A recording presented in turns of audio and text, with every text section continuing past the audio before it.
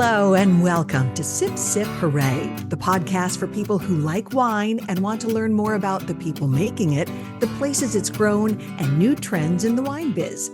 Often we encourage you to pop a cork and pour some wine to get things started, but not today. Nope, today we're thinking inside the box. Boxed wine, that is. Have you noticed there are more boxed options on the market, and they're getting better and better? What may have seemed like a cheaper choice before is now viewed as a more sustainable choice. So today's podcast is a twofer. We're going to get the lowdown on the move to boxes from an industry expert, and we'll later hear from a California winery that was among the first to put premium wine in a box. We are the two Marys who like to eat, drink, and be merry. I'm Mary Babbitt. I'm Mary Orland. Erin Kirschenmann is the managing editor of Wine Business Monthly, a wine trade publication that covers the aspects that make the wine industry hum. When it comes to alternative packaging for wine, she's seen it evolve, and she has a perspective to offer. We're talking boxed wine, of course, but then there's cans, Tetra Paks, aluminum bottles. There's so much to discuss, but what people know best is probably the boxes and cans they see at the grocery store. But we can't wait to get the inside scoop on the industry perspective and what's happening, the evolution of boxes, of alternative packaging. And that's why we invited Erin to be on the show. Erin, welcome to Sip Sip Hooray. Thank you for having me.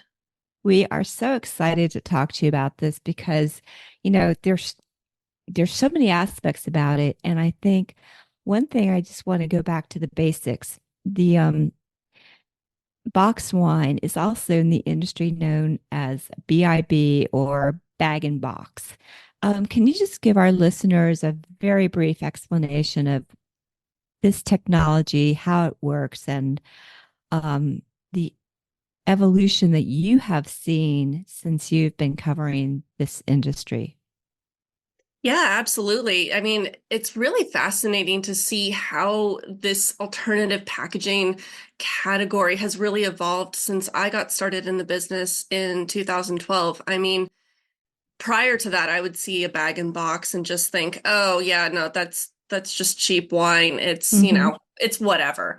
But we've gotten really good at understanding how the different packaging affects the wine inside. And it's sort of like encouraged newer players into the market, encouraged winemakers to say, maybe there is a spot for me. So with the bag and box, the way it works is essentially you have your cardboard box. Inside, you have a plastic lining, which is why we call it bag and box. There's a little plastic bag in there that holds your wine. And a little pour spout that comes out of it. And what makes this work so well from a wine quality perspective is that the bag deflates as the wine is poured out. So it's actually protecting your wine from oxygen. And too much oxygen, as anybody who has left a bottle like half drunk in the fridge long enough knows, does not taste or smell particularly pleasant. So that's always been bag and box's appeal, is that I can go get a glass today, and then, a week later, it's still probably pretty good. There's not as much oxygen or air in there to interfere with it. Is there a standard length of time you can keep wine in a box and keep it fresh? I would say up to like a couple weeks would be best. My uncle is known for keeping it for months. I would not recommend that to others, but he loves to brag about it when we meet at the holidays. But yeah, I would say like a couple of weeks to 3 weeks, depending on what wine is in there, really. Yeah. And how cool you keep it. And I would just say keep it in the refrigerator to help keep oxygen out, right? Oxygen doesn't like cold weather. So same, keep it cool. Oxygen doesn't interact as much. I think it's fantastic as someone who has thrown away half-consumed bottles of wine because they went bad and just being bummed out about the taste after a bottle of wine's been opened. But is there such a sad thing? Yes, it is. So can you give us some of the whys for this? And you talk about alternative packaging as a category. Is it because of the cost involved in glass bottles, or is it because of a desire to be more environmentally friendly? What are the whys behind some of these new packaging moves? Yes, to everything you just said. There are so many reasons why. And I want to start out by saying that I don't think glass bottles will ever be overtaken, right? There is a time and a place for a glass bottle. But that said, there's also a time and a place for a box, a time and a place for a can or a Tetra Pak, or even some of these tubes that we're starting to see come out onto the market. The biggest reason that winemakers are talking about right now is the sustainability aspect. Glass is heavy just by nature, right? It costs a lot of money to ship the empty glass bottles from China, Mexico, France, wherever they're being produced to the winery. And then once you fill the bottle, it costs a lot of money to ship it from the winery to the retailer or to your doorstep. And with that weight comes, yes, cost, but also carbon emissions, especially on some of these big cargo ships that are, traversing the Pacific to get to the California wineries here. And there are some issues with recyclability of glass as well. Some types of glass can or cannot be recycled. It depends where you're living. California just recently passed our California Redemption Value program to try to encourage more people to recycle these glass bottles. So like with a bag and box or with a can, like those are all materials that we all already recycle. We've all mostly figured out, hey, you're supposed to put cardboard into recycling. You're supposed to put your aluminum cans into recycling. And so from that perspective, that's the sustainability aspect. That's the key to it. But with boxes, the occasion is really more, I just want a glass or two at home. I want my wine to last longer instead of just going bad after popping that cork. With the cans, it's really an outdoorsy type of beverage, right? You can take it hiking with you. It's a little bit lighter weight. You can crush it once you're done. You go floating down the Russian River with your friends. You don't want to be taking a glass bottle or glasses with you as you do that. Right. You don't want to be me hiking in Yosemite or about to go hiking in Yosemite and accidentally pull out a blanket that had a bottle of wine in it and the glass bursts all over the road and where deer can step on it, Yeah. So those are just like some of the reasons why we love these new alternative packages. It just gives you more occasion to drink wine, even though I think every occasion is an occasion to drink wine. And the boxes hold how Absolutely. many bottles? It depends, but a standard 3 liter holds about 4 bottles of wine. Wow. Okay. Great. And there are also some boxes out there that are 1.5 liters. So that would be 2 bottles. Yes, exactly. So there's, size variability there too as well, right? If you're a big drinker, 3 liter is going to be fantastic for you. If you're just, the occasional, a 1.5 might work for you. There's some new boxes out there that are even like purse shaped so that you can take them places with you. It's kind of cool what they've come up with in this packaging realm. That's exciting. There's one company, I think the name is Juliet, that I've seen that, they're the round cylinder, Yeah. cardboard cylinder. And that's something I would be happy to put out on a counter or table. Right. You could bring to a friend's party and not be, you don't have to feel ashamed. Like, I guess that which leads me to my next question is the image of the box wine. You hinted at this, that it used to be seen as kind of a lesser choice, but are there increasing numbers of wineries putting good wine into boxes? Oh my God, so many. I mean, you have so many more wineries from the entry level competing with Boda Box, those more mass produced ones, all the way up to, this is actually a clever marketing name, really good boxed wine. It says so on the box. This is really good, right? It's, Yeah. you know, it's saying they're putting high-end single vineyard wine into a box. I know Jason Haas at Tablas Creek, he was one of the first to come right out and say, our Pataline should be drunk out of a box. It's so much more economically friendly, and you get more wine for less, essentially, right? It's a $95 high-end premium bag and box. Um, so, we're seeing a ton more producers come out with it. It's one of the faster growing segments in the market, right?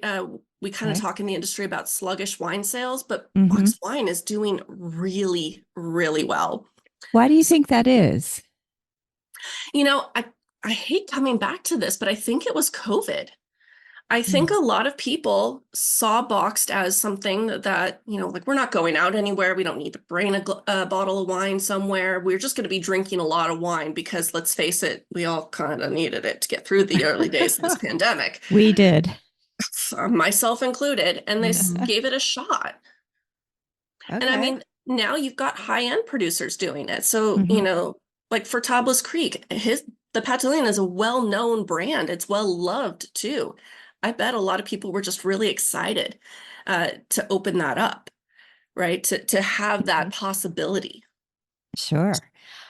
And I thought I know I saw this in Wine Business Monthly or Daily that there was an article where you had the sales so far for 2024, boxed wine sales were up. And I thought it was interesting that canned wine sales were down. Yeah, that one sort of threw me a little bit as well. I think we had a little bit of an initial surge as people got out into the world, and then it started to normalize again. I think there's a little bit of seasonality that goes along with it. Mm, Cans tend to do better in the spring and summer months when people are out and about at a backyard barbecue or, just Yeah. out in the world. I think there's a little bit of that's happening as well. Now, in terms of taste quality, is there a difference between the quality, what you taste when the wine has been put into a bag in the box, the B&B, or and then taste difference between that or poured out of the bottle or in a can? Can you tell a difference between these different vehicles, the different vessels?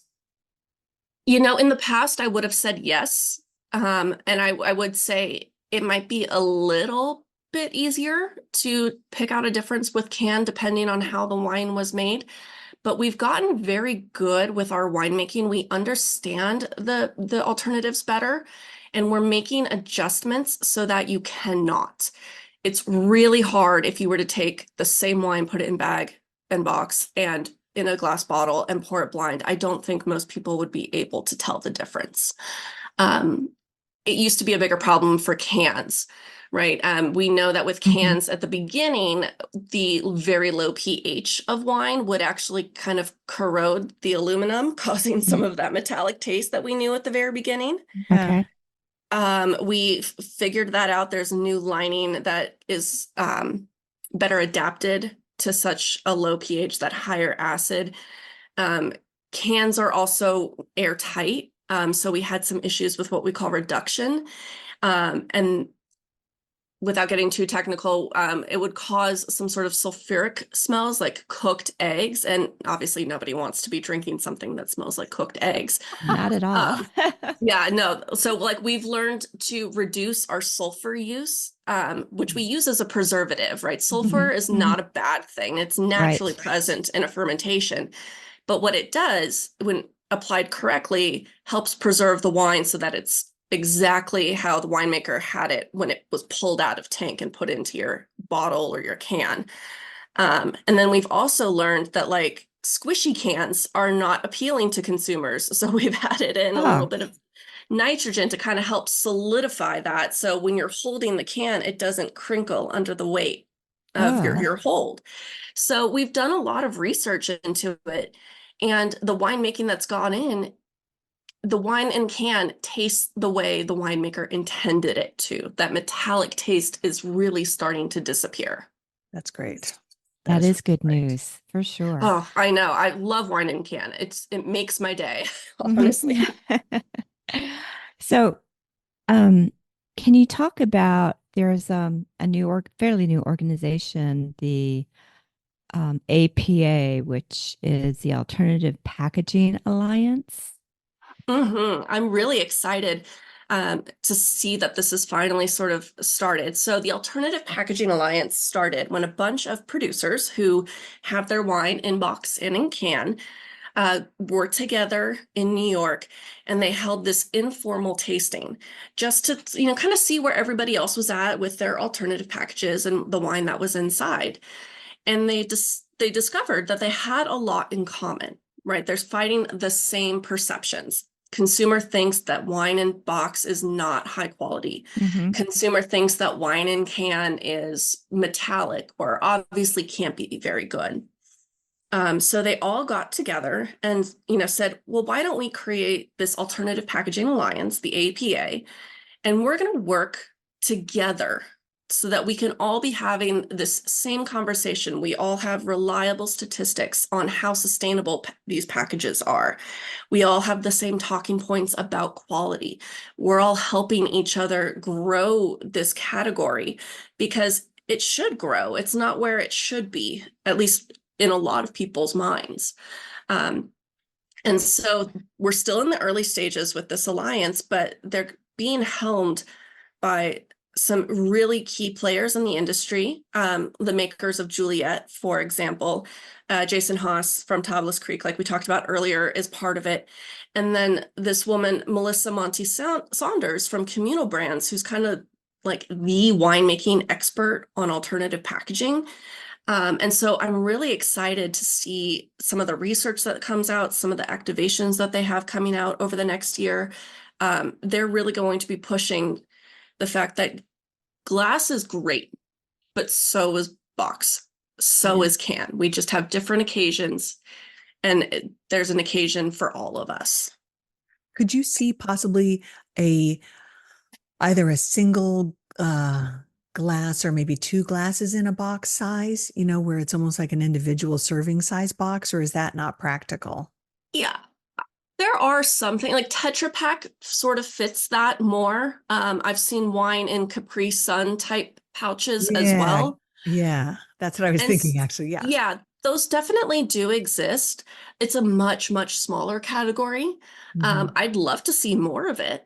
Mhm. I think we're still fighting an uphill battle with the box and can right now, though. We need to Mhm. make those a little bit more acceptable, Sure. and And more and wide how ranging. and what needs to be done to encourage the public to try these formats out to make them more acceptable? It makes me think of where screw cap wines were when they first came out in the 2000s. I mean, really on a much larger scale. Yeah, you're not wrong there. I think we need a retailer to be bold. I Mm. think we need somebody who is willing to say, we're going to make a focus on this and we're going to put this out there and we are going to promote it as this high quality wine. Um, what I would love to see is instead of having a section for boxes or cans, like most grocery stores have them right now, Mhm. integrate in the really good boxed wine Pinot Noir with all of the other Pinot Noirs and not put it on the bottom shelf. Right. Put it at an appropriate price point. I'd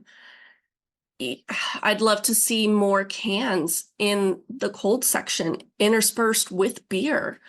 Um, Me and I too. think it takes a retailer to say, I'm going to make this happen. Nobody's really done it yet because there's nobody else has done it to prove the point, to Mhm. prove the success. We just need somebody to be that first person. Well, and I think too, as more wineries, names that we recognize start taking a chance on a boxed wine, option for some of their wines, I think that will help the consumer say, oh, well, I know that brand. I know I like that in the bottle. I'm willing to try that in a box. Yeah, and there are producers coming out with that. Boxed wine, I think, might take a little bit longer, unfortunately, but there are so many great producers of canned wine out on the market now. I know Alta Colina out of Paso is doing wine in can. Mhm. Maker Wine is a can only brand that brings in individual winemakers to make a one-off. It's really exciting to see because we now have the technology to make canning and faster and easier and more affordable, and now it's just going to we need the momentum to keep going. We need more and more winemakers to keep trying it, keep pushing it, and then maybe one day we'll get a winery with a great retailer distributor relationship and they're the ones that are the first. So I'm hoping you can't see me, but I have my fingers crossed. We just need wine to come off in box to come off the bottom shelf. Exactly. Yeah, it's so crazy how that works. Mhm. Well, this is such an interesting topic, and you are just a font of information. Erin Kirschenmann, we thank you so much. And I have a feeling we're going to keep circling back to you on different topics because it's really helpful to have your perspective as, managing editor of Wine Business Monthly. You see kind of a bigger picture. And so that's really helpful when we're talking about topics like this. So thank you. Oh, Yeah. thank you. This was a lot of fun. Anytime I can talk about cans or boxes, I'm your girl. Well, this is very encouraging, and I hope for our listeners encourages them or inspires them to go out and seek out these wines. Don't be afraid to pick up a can or a box of wine. One question, um, some of these higher end, like you mentioned Tablas Creek. I don't think you're going to walk into your average grocery store retailer and find that on the anywhere in the wine section. But where can we expect to see some of these brands that are coming out? They're higher quality perhaps than what's been available. How are people going to? I think, maybe it goes back to what you said, and a retailer needs to be brave. It definitely does. A retailer needs to be brave. I would check with the Alternative Packaging Alliance on their website as a start, and try those brands. You can buy them on each of the brands' websites and have it shipped to you depending on where you live. Um, Cans are a little bit easier. Most grocery stores will have them. I know my local Nugget Market has a fascinating selection of cans, and those are always worth a try. And I know some like Sands Wine Co. out of Napa, they're doing high-end minimal intervention Mhm. Napa wine and can. You can buy that direct from their website as well. So a good Google search will tell you what's available in your area. No, you heard it here. Yep. Thank you again, Erin. So nice to talk with you, and we appreciate the information. Yes. Thanks for And having me. well, cheers to that. Cheers to boxed and canned wines. Yes, and sip, sip, hooray.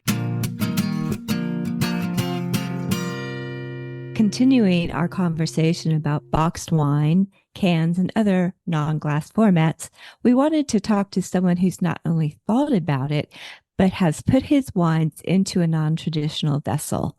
Jason Haas is a second generation vintner and partner and general manager at Tablas Creek Vineyards in Paso Robles, California.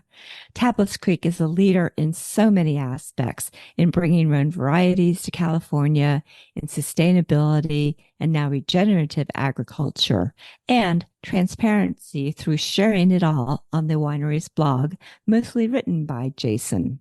Jason and his family and the team at Tablas Creek took a big leap of faith after figuring out that glass bottles were the biggest part of the winery's carbon footprint. The response? Let's give wine in the box a go. Was it risky? Yes. Innovative? Yes. Smart? Yes. All of the above. Jason, we're so excited to talk to you today and learn more about the decision to go with some wine in boxes for you guys at Tablas Creek and learn what the process has been like for you. So welcome to Sip Sip Hooray. Thank you, Mary, and thank you, Mary. Sure. So let's start at the beginning. How did you start thinking about maybe we should look at another way to package our wine?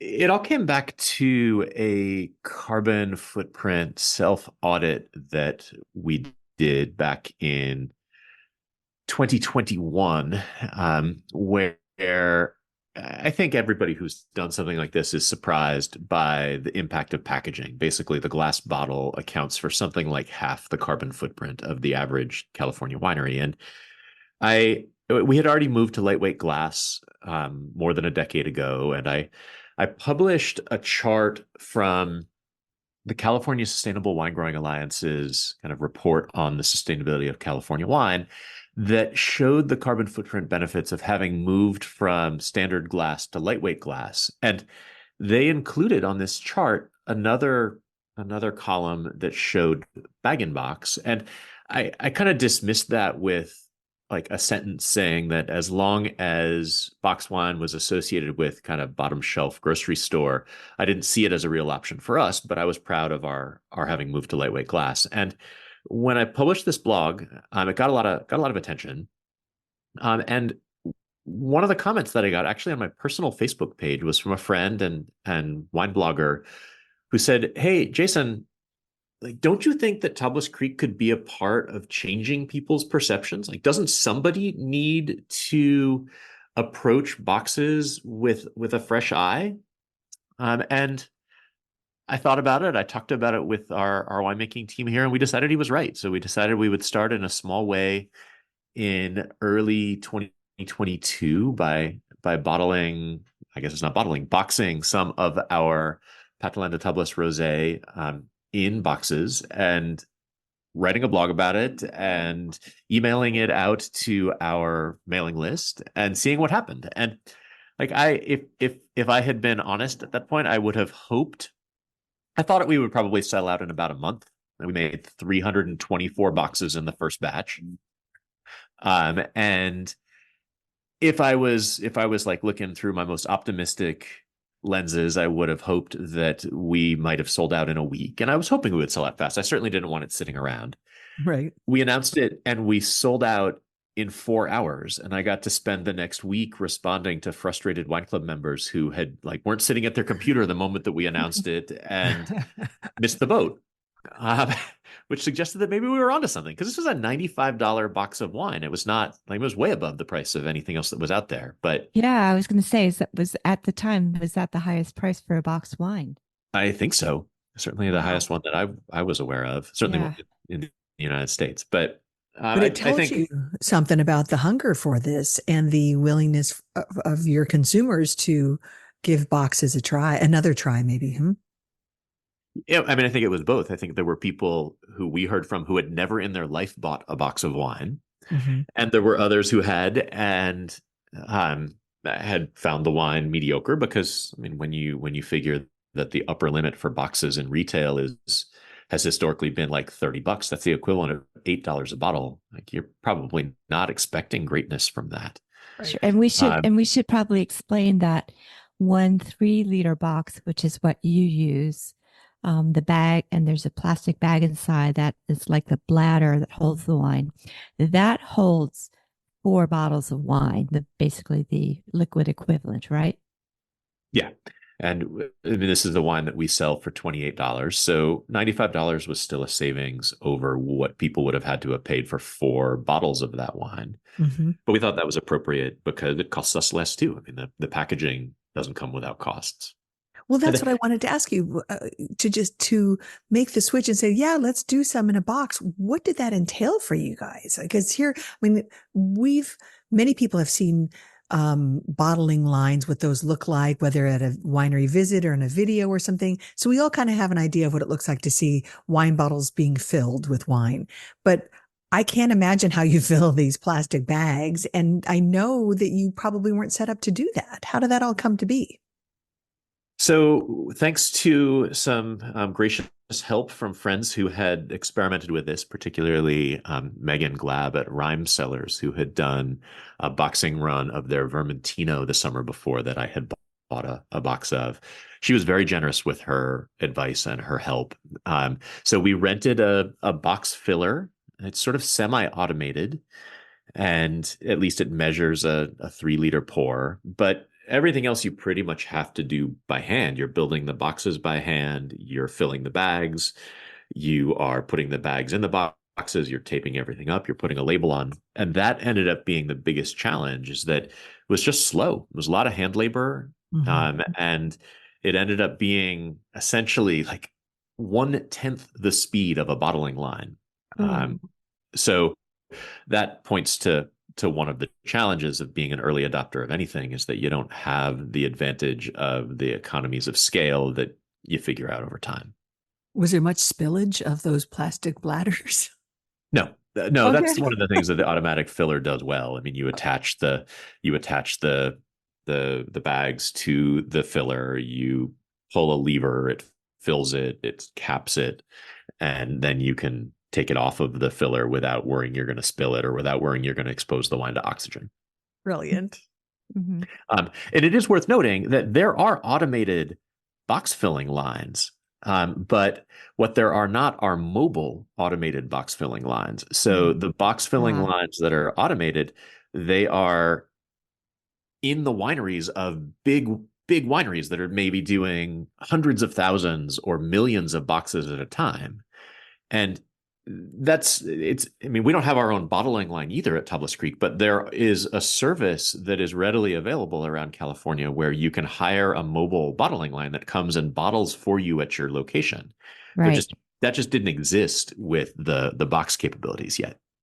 Mm, mm. So, have you all learned how to be a little bit more efficient or faster at the process? We have gotten more efficient. I mean, we did it ourselves for 3 box fillings in 2022 and 3 more in 2023. And then also the first one of this year in 2024. And we basically got to double the speed that we were initially. So, but still, that's still only 1/5 the speed of a bottling line.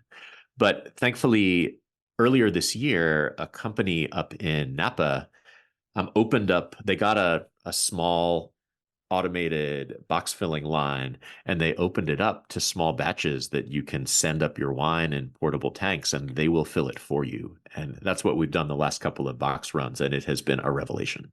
Oh, Nice. that's great.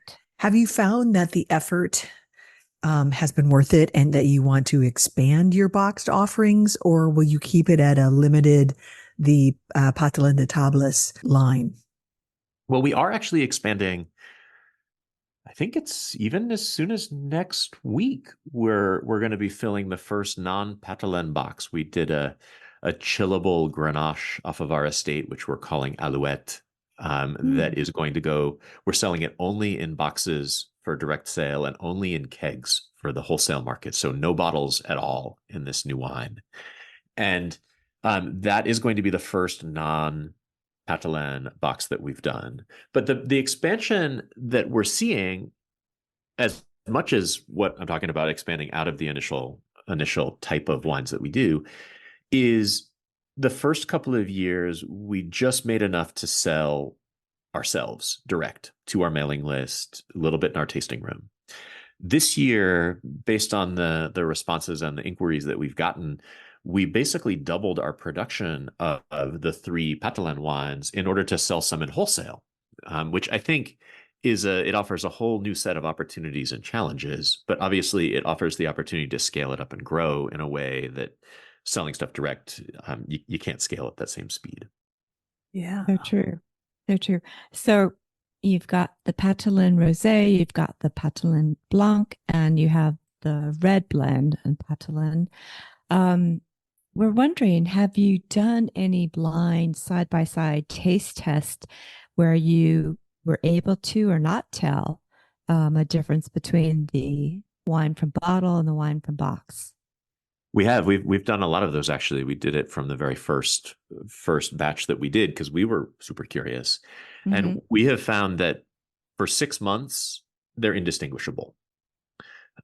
Between 6 and 9 months, you get a little more expression of oxidation from the boxes because the bladders, the bags inside the box are not totally impermeable to oxygen, not like a bottle where oxygen just does not get in. There's just a very small, slow ingress of oxygen. So it does oxidize faster than bottles do. Okay. And then above 9 months, you're okay if you've kept it cold, but it does start to show oxidation. I think people should know that boxes should be drunk in the first 6 months. Okay, that's good to know.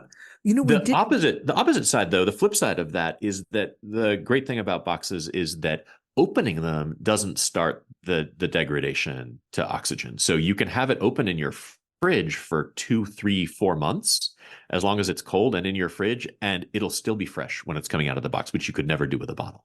Okay, that was exactly the question I wanted to ask you because I think that that makes it so adds so much value to the box because you don't have to, you're not wasting wine.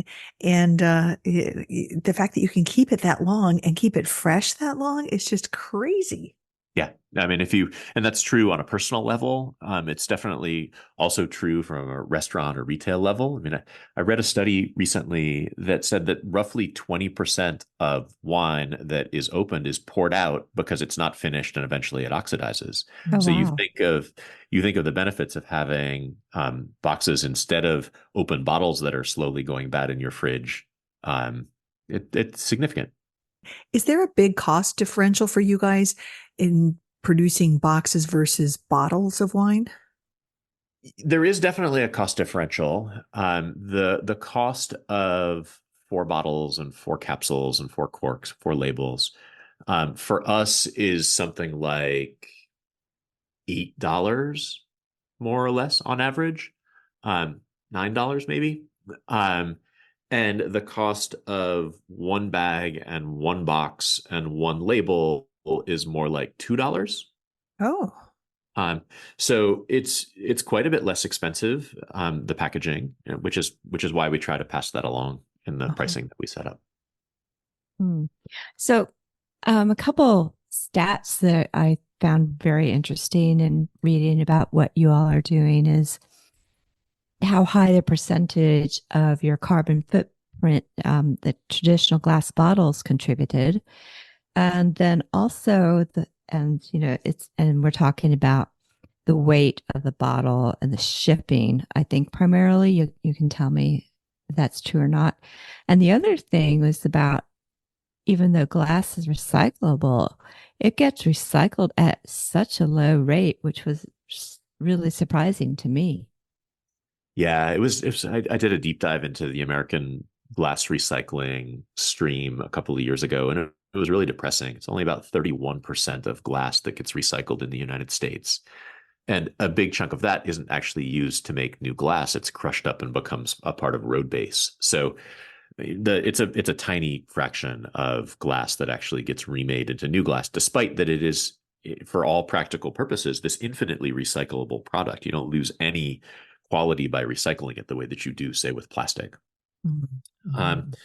but no, I mean, you're right for sure. The carbon footprint of the glass bottle is high, and it's high for a bunch of reasons. It has to be raw materials, basically sand that is mined, and it's kind of heavy. Then it takes a lot of energy to melt it and mold it into bottles, and then it's heavy to ship to you before it gets filled, so that takes energy, and it's fragile, so it requires a lot of cushioning and additional packaging to keep it from breaking. And then all of that is repeated after it's filled. So once you fill it, then you have all of the extra weight of those bottles that you have to account for when you're shipping it to customers or when you're trucking it out to your wholesalers. So for us, even with our lightweight glass bottles, 4 bottles full weigh about 11 pounds and the box full weighs about 7 pounds. Hmm. And that extra weight is just extra energy that it takes to move it from place to place and extra space that it takes up. People are often surprised by how small the boxes are because Yes. there's not the width of the glass and there's not all of the space in between the round bottles that needs to be filled. Well, I think it's so admirable that Tablas Creek, as a winery, said this matters to us. Our carbon footprint matters. Our what we're doing as a company to help the planet matters or hurt the planet. And I wonder how you first became interested in that, and if you found that customers have come along with you. I think it's important to think about customers as in all of the diversity in which they exist. So we definitely have customers who have come to Tablas Creek because of our work with regenerative farming. We've been organic since our inception. We inherit that from our partners at Chateau de Beaucastel, who've been organic since the 1950s. But we also try to communicate that through a bunch of different ways, through what we do on social media, our blog, um, through the sorts of events that we participate in. We've been organic, we've been biodynamic for 15 years, regenerative organic. We were in the pilot program for that. We we got interested in that initially as a way of amplifying our character of terroir. I mean, that sort of magical French idea that there is a character of place that you can taste in a product if it's made right. And we figured eliminating inputs from the outside would give us every possible chance to show off whatever character of place we had. It's a core belief that, again, we inherit from our French partners.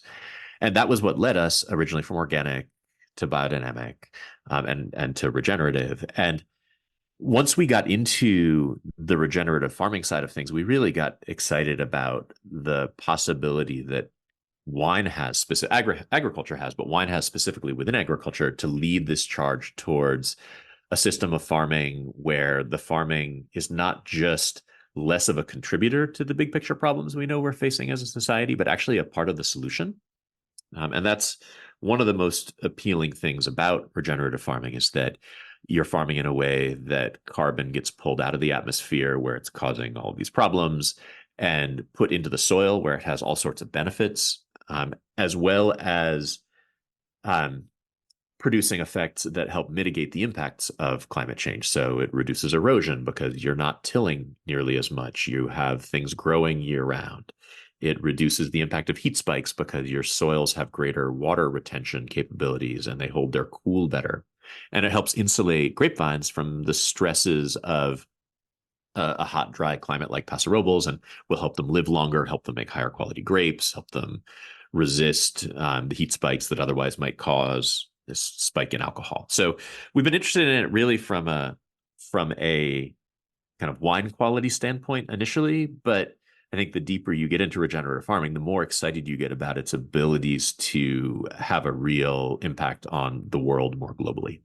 Sure. And that's more of a long-term point of view and outlook. And that makes me wonder what your long-term outlook is on box wines, what improvements can be made or should be made, what challenges you face now that you want to overcome, and are there wines that Tablas Creek makes that you would not consider putting in a box? A lot of pieces to that question. Let me try to take them kind of one by one. Sure. So I think the medium term prognosis for boxes is really positive. I think, based on our calculations, which again come from the California Sustainable Wine Growing Alliance, it's roughly an 84% reduction in carbon footprint and a similar reduction in cost to package in boxes rather than bottles. And that's great. It is still a single-use package. And I think in the long term, wine would benefit from having some sort of a circular economy that would allow us to do things like reuse bottles rather than move from a single-use package to a somewhat lower footprint single-use package. Now, I know in the wholesale market, we are selling an increasing percentage. It's now up to almost a quarter of our volume that we sell wholesale in reusable stainless steel kegs, which is great because that never goes into a package that has to be discarded or recycled. It just gets reused infinitely. And I feel like in the long run, there's the opportunity to do something like that on the consumer side as well. In terms of whether there are wines that we would not consider putting in boxes, and I mentioned that there are wines that basically you want to drink the wine that's in your box in the first 6 months. So anything that we hope will have a decade-long evolution, and we're not going to put into a box. It's just not the right, not the right package for it. But I mean, what are the stats? Something like 95% of all wine bought in America is opened within 48 hours of when it's bought. I mean, there's certainly lots of wines that could benefit from being in boxes. Yeah, for sure. Wow. What about cans? Have you considered putting any of your wine in cans? We have considered it. It does have some advantages. It's not as big an advantage in terms of carbon footprint as boxes, but it still has some advantages. The challenge is that the acidity in wine interacts with aluminum in not great ways. And there are linings inside of cans, but it's hard to put the can together without creating weak spots in that lining. And so I think it's technology which is still evolving. We haven't yet felt like it is at a point where we're comfortable diving into it. Hmm. How can people buy your boxed wine? So we do release our boxes kind of at this point 4 times a year. And they're available usually one of them at a time on our website. So that's tablascreek.com. We also have a little widget on our website that allows people to see where our wines are sold in wholesale. So since this year, we have some of all 3 of our Patalan wines, Patalan boxes out in distribution. If people go onto our website and click on the Find Our Wine widget, they can see if there is a retailer near them where they can get it. But still, the easiest way to do it is probably just to go onto our website and get some from us. All right. Well, the one that I got to try, the Patalan de Tablas Blanc, really a lovely white blend. Could you describe that for our listeners? Sure. So the Patalan tier of wines that we do is sourced from other vineyards in Paso Robles to whom we sold grapevine cuttings from our grapevine nursery. And so we work with 6 or 8 different growers each year in Paso, and then try to come up with a classic white, red, and rosé Rhone style blend that'll bring new people into this category. So the Patalan Blanc that you have is a blend of, I believe, 6 grapes this year. It's always led by Grenache Blanc, which is bright and crisp and kind of green apple and citrus.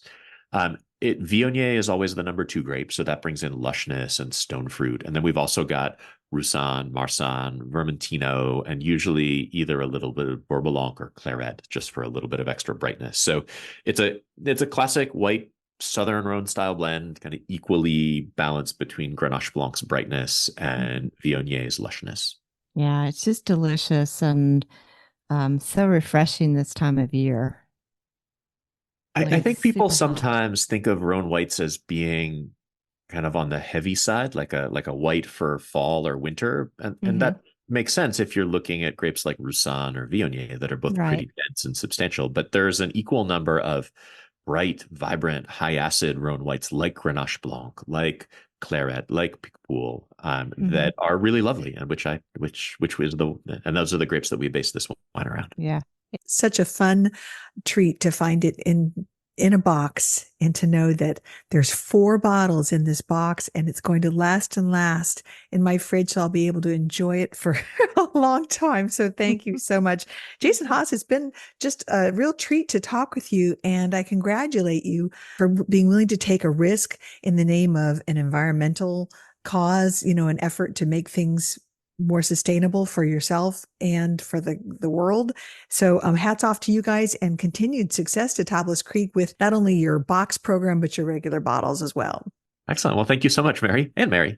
Yeah, sure. It's been great, hearing from one of the leaders in this. And I'm sure you've been an inspiration to other wineries, and hopefully that continues and we see more really good wine in box. I think you will. There's a group that has come together called the Alternative Packaging Alliance that is I think it's 7 founding members, all of whom are working with boxes in some shape or form. And the reception that we have gotten has been really exciting. So I'm sure you'll see more of it in the future. All right. Well, cheers to you, Jason, and sip, sip, hooray. Indeed.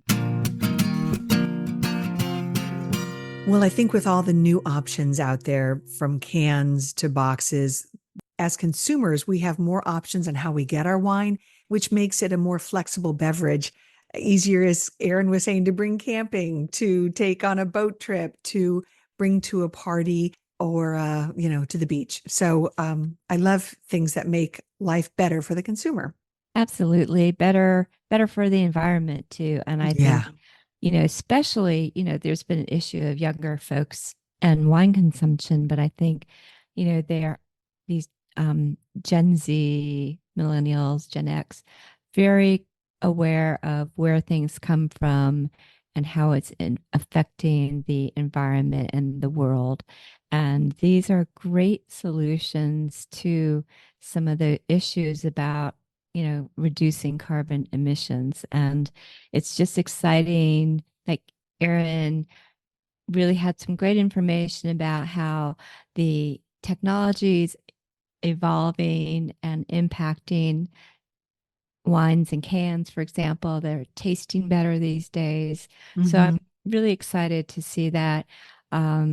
Jason, the experiments that Tablas Creek has done and the great success they're having, the response, it gives you hope that this is going to be something more widespread and more accepted. Yeah. And if it's better for the environment and the wine tastes great, it's a win-win. Absolutely. Well, we will link to all of their information on our website, sipsiphoorayypodcast.com. And you can follow us on all socials. We're at Sip Sip Hooray Podcast. And if you're listening to us on Spotify, please rate us, but also leave a comment. We'd love to hear from you. Helps other people find our show too. Right. And subscribe to our Substack so you can get more information and fun tidbits that we throw up on the Substack. And it's just a great way to stay in touch with what we're up to. Absolutely.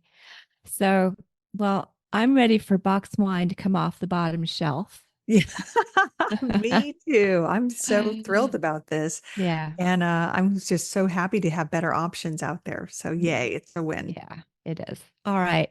Well, that's been a great show. We hope to get into more of these topics as we go along. And we'd love to hear from you. What do you think? Do you want to hear more? Do you want to learn more? Let us know. And again, thanks again for listening to Sip Sip Hooray. Cheers to you, Mary Orland. Cheers, Mary Babbitt. Sip, sip, hooray. Sip Sip Hooray.